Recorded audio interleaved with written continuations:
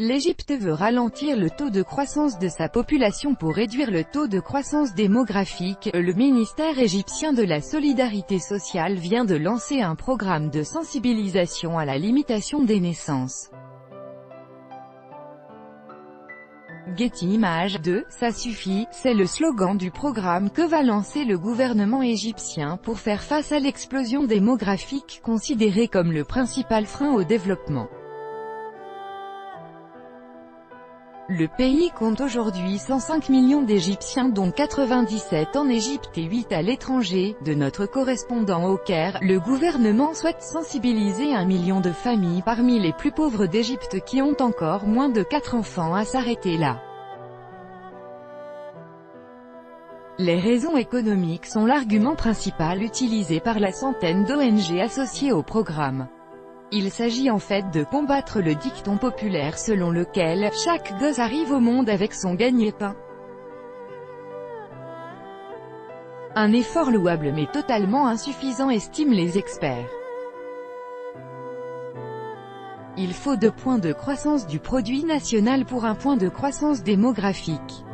Avec les 5% de croissance économique actuelle, on couvre à peine la croissance démographique.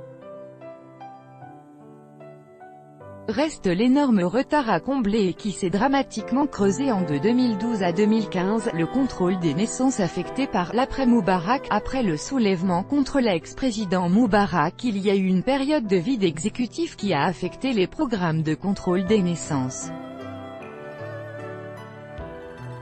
Puis, avec la chasse aux ONG étrangères, l'Agence américaine pour le développement a arrêté l'aide économique qu'elle accordait au programme.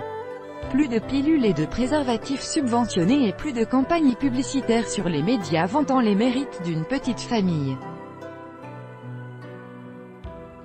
Pire, durant les 18 mois au pouvoir des frères musulmans, on a drastiquement réduit les fonds des dispensaires s'occupant de planning familial tandis que des cheikhs dénonçaient cette conspiration contre les musulmans et vantaient les mérites de la famille nombreuse.